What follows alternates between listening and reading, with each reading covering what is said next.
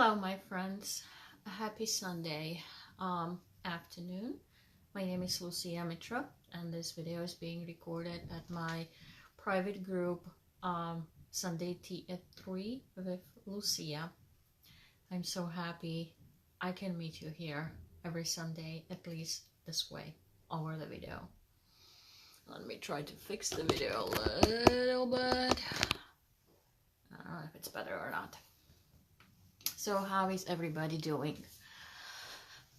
Today I decided to speak, forgot to turn the light on, speak about a condition, a tool that mostly narcissists, in my opinion, or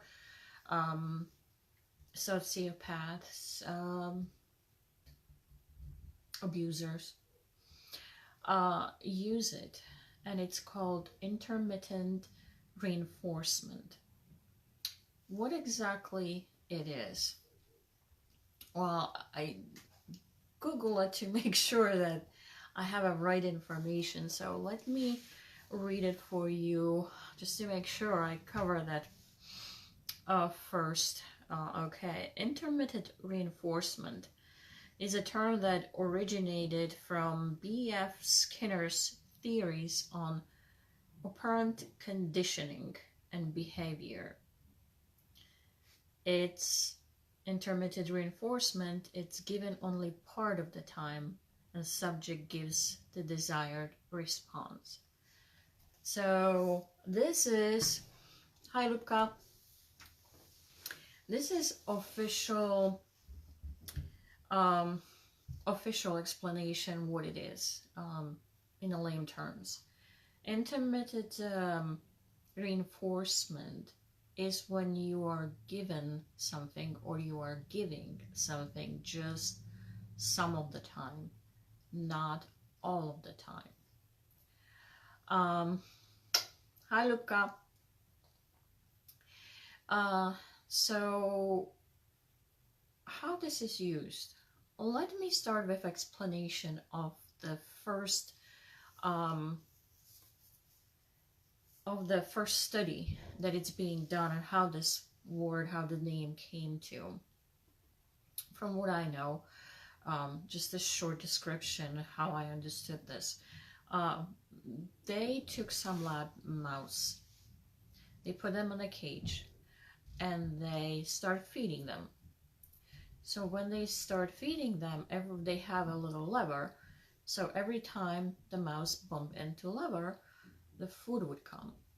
And they would start giving that food all the time. And then they stop. So, well, when they were giving this food all the time, mouse would come and get it just whenever they feel like it. They are hungry. But they didn't pay attention to that much. They were doing the other, whatever the mouse is doing, the other stuff. Well, then the food stopped. So the mouse would come and try to hit the lever to get a food, but nothing was coming. So after a while, the mouse just started ignoring it, because he's not getting anything. Well, the scientists thought, okay, what will happen if we just give it just sometimes, not all the time? So they start giving food mouse just sometimes. The mouse would come and hit the lever, didn't get a food, hit the lever, didn't get a food, but then hit the lever and got a food. So if she or he, whatever, it was hungry, keep hitting the lever until it got the food. Well, the scientists stopped giving the food again, and they thought, okay, well, we stopped giving the food and mouse will go away, right? Now that didn't happen. What was happening? The mouse frantically started hitting the lever to get a food, to the point that they stopped taking care of themselves. They start grooming. The whole thing, what they were doing is, their whole mindset was, well, the mouses, all their behavior was hitting the lever to get a food. even they know it's not coming.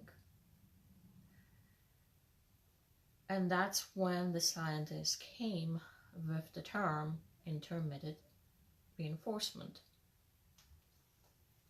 So basically, they found out that this is, or we understand it now, it's a best manipulative tool usually used with people with disorders. It could be in the relationship between parent and child. It could be at your work between boss and employee. It could be mostly in relationship. And it's mostly used, it's part of the narcissist behavior. How it is used.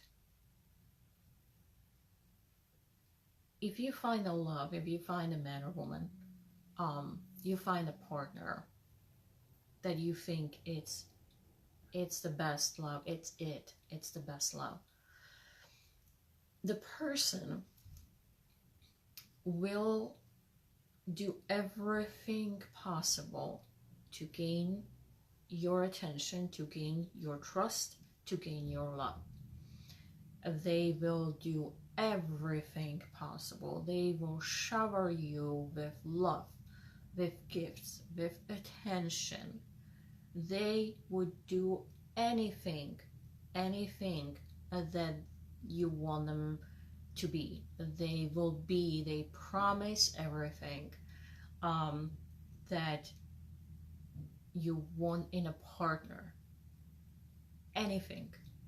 They will tell you you're the best love of their life. They will tell you you're the most amazing person. They never met anybody like you. You want to go to see the opera, they will tell you they love the opera. You want to go for a trip, they will surprise you with the lavish trip. They will do anything and everything for you. You do not like part of their life, they will quit whatever just to make you feel extremely important for them.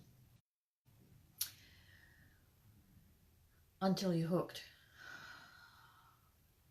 Once you are hooked, once you prove to them that you think they are the best thing that happened to you, they will slowly, very slowly start removing that you need or that you like in relationship. If you used to walk down the street and holding the hand, suddenly the hand is in a pocket. If you like that they randomly bring you the flowers, suddenly the flowers do not come. If you like to go to opera, suddenly they tell you they actually hate opera and it's, or criticizing everything, how incompetent this person was, or how horrible this show was, even though you like it. It's a slow little triggers, and when it reached this manipulative shift, when it reaches ahoj Danielka, onedlho to bude v slovenskom jazyku. Ďakujem. So once you reach this manipulative shift, everything will change. And again, it goes slowly, so sometimes you don't even realize that that's happening.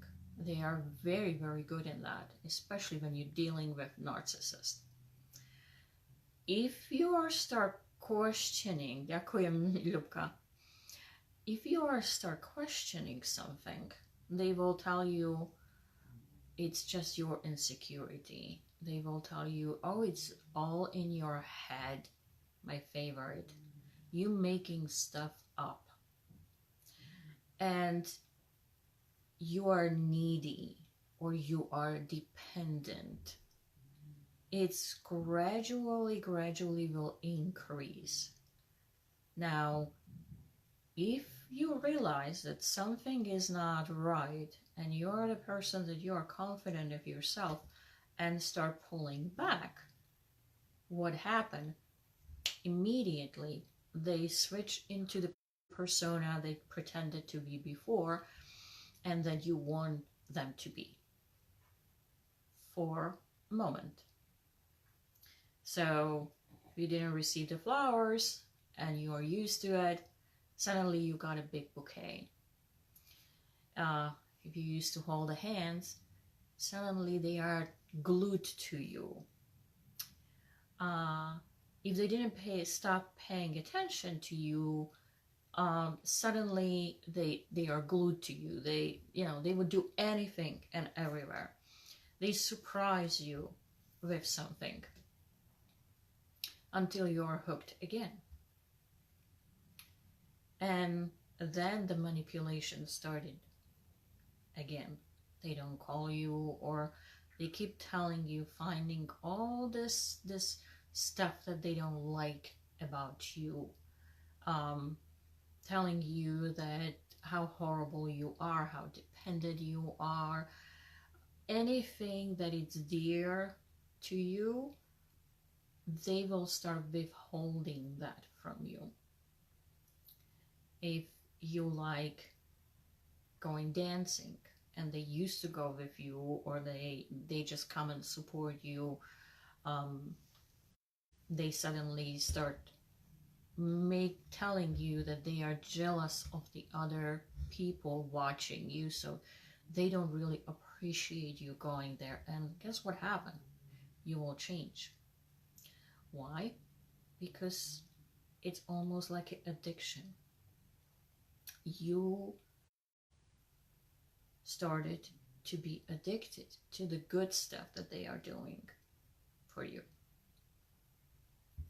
to the point that you starting to change your behavior. You change how you look, you change the color of your hair, because they suddenly start telling you, you would look very beautiful if you have a black hair. Not because you look beautiful, because they like it, or you look nice in a blonde hair and they just don't want it to happen. So they start telling you, you should change to the black hair.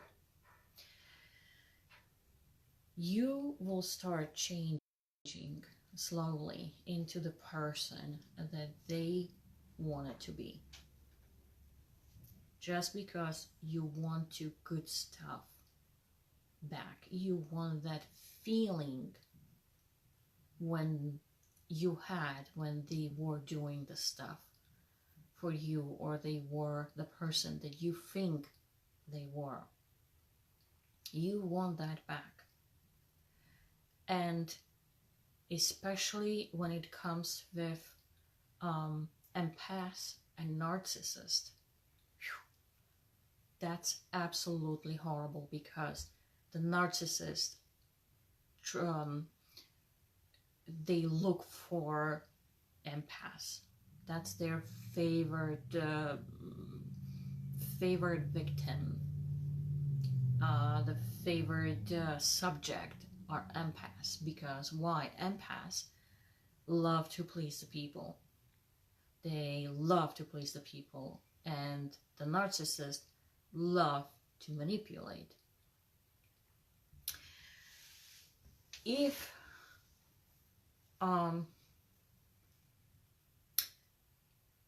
doing that, withholding what you really like in a relationship, the abuser basically is creating a traumatic bond. Is creating traumatic bond not in spite of the abuse, but because of the abuse.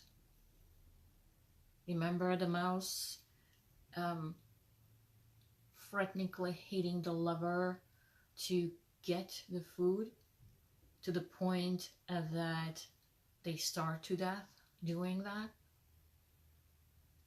That's what usually empaths, that's what usually victim of this abuse is happening.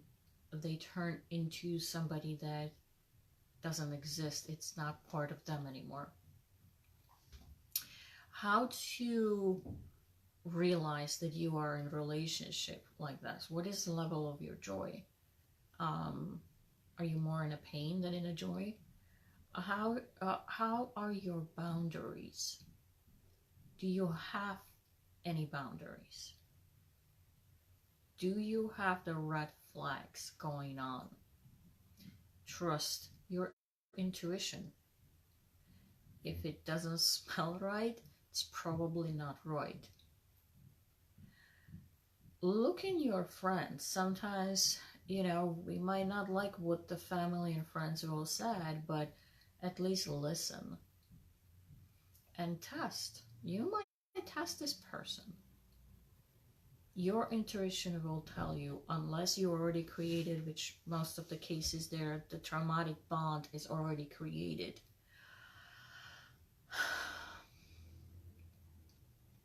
Try to set up the boundaries.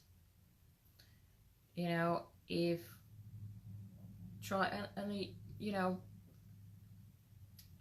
in a simple things. For example, okay, if you're coming over, or if I ask you do something and you said you will do it, like text me before you come, and the person just show up, or doesn't show up, doesn't text, doesn't show up, doesn't call, doesn't apologize, and next time you will see he or she calls or texts whenever it's convenient for them. It's always on their schedule. Everything what's happening, wherever you're going or whatever you're doing, it's always their decision and their schedule. Try to set up the boundaries. And you need to keep these boundaries. Because if you don't keep your boundaries, let's be honest, it's part of intermittent reinforcement on your side. So you need to keep, it's part of manipulation too. So you need to keep these boundaries. You need to kind of feel what your heart is saying, what your soul is saying. Trust your intuition. And just check with yourself. Look where your life is. Are you doing what is good for you? Are you doing something joyful? Yeah, partnership is, it should be 50-50. It's a cooperation. So we do in a partner, if you are in a relationship, we sometimes have to let go of things that only we like, or sometimes we have to release something in our life, but not everything. If you only have a friends that the abuser has, if you only have going to places that the abuser want, if you only go to dress like he or she likes, just check with yourself. Look if you have your emotional freedom. Look if you have your financial freedom. Look if you have, if it's really you. Do you like yourself the way you are? Just check with yourself. It's likely, if you decide to end this relationship, it's very, very hard. So you need to surround yourself with friends. You need to get help. If once you cut the ties, you end the relationship with a person like this that using that tool. But first of all, it just you need to realize that he's used or she is using that tool. When you see uh, that he's using that tool, when you cut the ties, just understand it's like a drug addiction.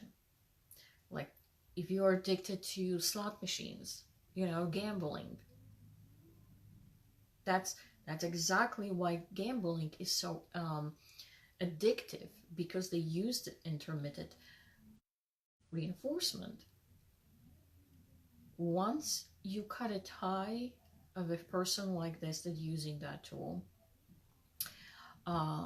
or end the relationship, it's like you are coming out of the fog,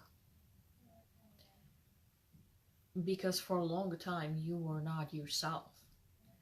So give yourself a time, give yourself permission to find who you really are. Give yourself a time to find out what you like and which way you want to go and what places you want to go, what clothes you want to wear, what color should be your hair. Don't try to fit the person that he or she wanted you to be. You will miss this person. You will remember mostly the good part, because you crave that. That's when you thought you will be happy. You will miss this happiness. Unfortunately, some people will settle with 10% of happiness and 90% of pain, just because of that 10% of happiness. So when you finally find the strength to cut relationship like this, you will grieve that person. It's like something died. It's like part of you died. You will crave that. You will be thinking going back, because again, it's addiction. If you go back, you lost all of your boundaries, and you will be happy for a little bit of time at the beginning, because they will try to hook you up. But once you are hooked, it would be very, very hard. That's why some women stay into, or some people stayed into abusive relationships. That's exactly why they stay in abusive relationship, for that 10% that they are given just to stay in, so you could be hooked again. You will never be happy with that, because you deserve 100%. You don't deserve 10%. And you are teaching, if you have kids, you are teaching your kids that they don't deserve more than 10%. And once you are just thinking about leaving this relationship, or you realize that you are being manipulated, try to go to your childhood and try to think when it started. When it is the first time that it started. Remember about the shadow personalities and their shadows, your shadows, that I was talking about before? Find a video here. Once you heal the root of the problem, then it would be much easier for you to leave, because you don't need that. So did you have a parent that you desperately want his or her love? Did you have a sibling that you looked up to? Did you have a teacher in a school that was doing that to you? Feeling significant. That's all we want, feeling significant. Once somebody makes you feel significant, just for a few moments, or a few weeks, or a few months, you will absolutely crave that. Absolutely. Because all we want to feel significant. And it's addictive. You want that back. But that's when they have you hooked. So cut the relationship. Go through the grieving process. No matter how much you miss that person, just understand that was not real. They were manipulating you. Surround yourself with friends. Start doing something new. Getting new hobbies.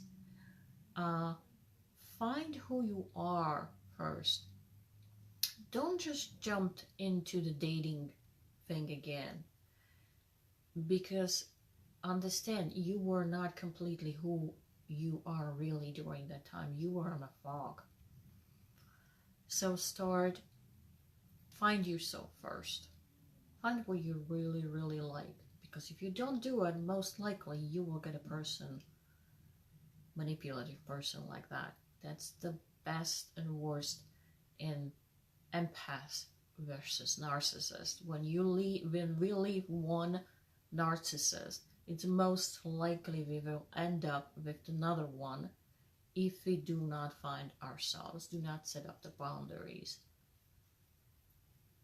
Not just for you, but for your children, if you have one. So look for red flags. Trust your intuition. Research that. Test the person. Make sure that don't believe when they said, oh, it's all in your head, or you are so dependent. Just make sure that you know who you are and get help.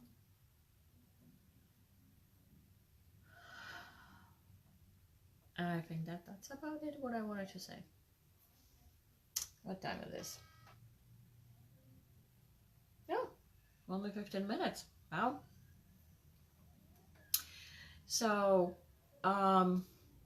if you have any questions, I can answer the questions right now. If not, I will move to Slovak language.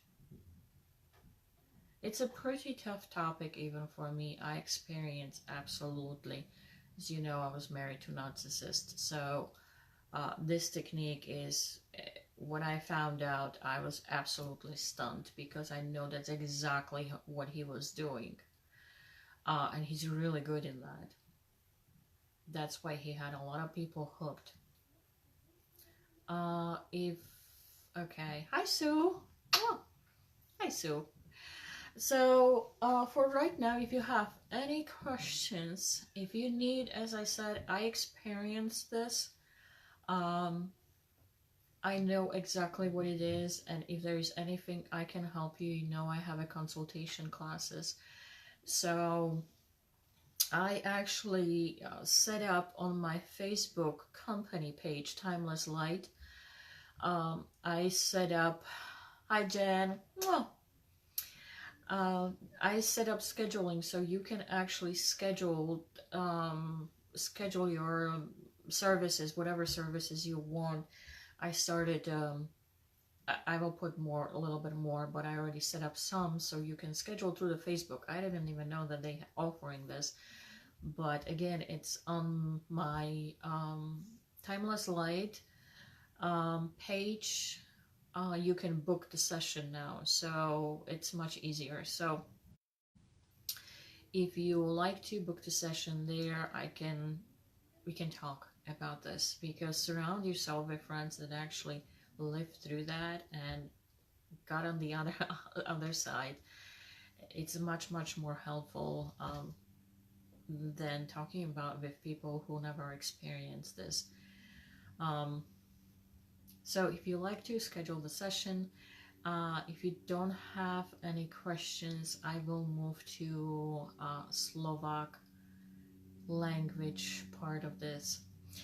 So again, I love you very much. Please know that you are perfect just the way you are. You should feel significant just so you are significant, just the way you are, and you do not need anybody's approval or disapproval in your life. So I love you very much. I am very grateful that I was able to meet you at least this way. And hopefully this video is helping you, because that's my